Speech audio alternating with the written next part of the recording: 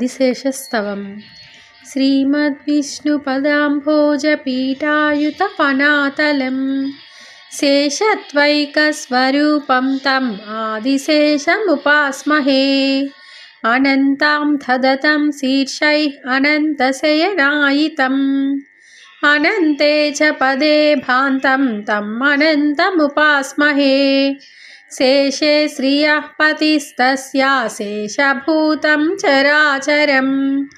प्रथमोदाहृतिं तत्र श्रीमन्तं शेषमाश्रये वन्दे सहस्रस्तूणाख्या श्रीमहामणिमण्डपम् फणसहस्ररत्नौघैः दीपयन्तं फणीश्वरम्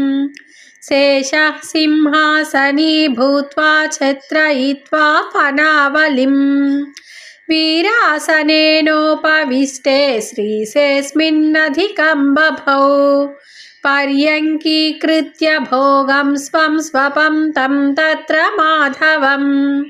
सेवमानं सहस्राक्षं नागराजमुपास्महे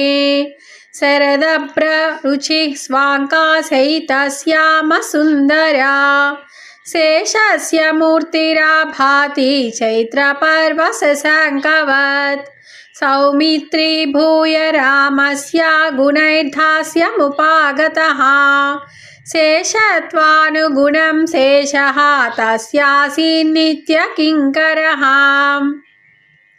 अत्वा लोकान् लयां बोधौ यदासि स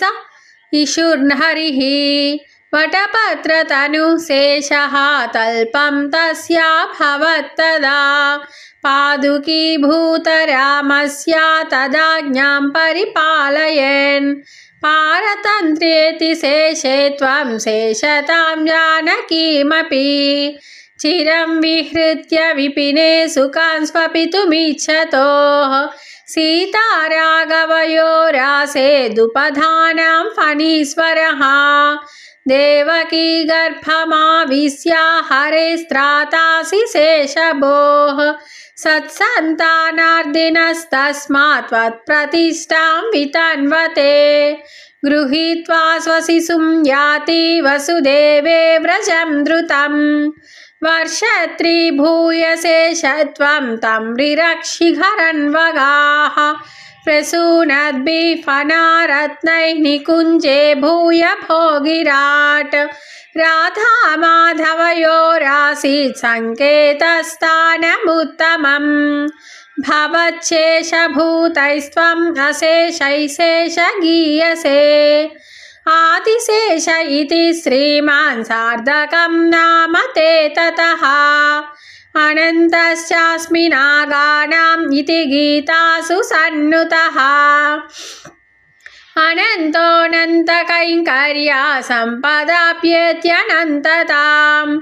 अहो विविधरोऽप्येषः शेषः श्रीपतिसेवनात् सहस्रशीर्षोऽनन्तो भूत् सहस्राक्ष सहस्रपात् हरेः श्रीपादचिह्नानि धत्ते शीर्षैः फणीश्वरः चिह्नानि स्वामिनो दासैः दर्तव्यानिति बोधयन् अनन्तसेविनः सर्वे जीर्णां त्वचमिवोरगः विमुच्य विषयासक्तिं शेषत्वे कुर्वते रतिम् श्रीश्रीशनाय साहस्रीं युगपत् परिकीर्तयन्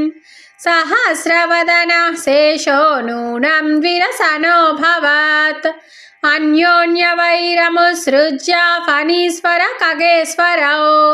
शयनं वाहनं विष्णोः भूतां त्वत्पदाश्रयौ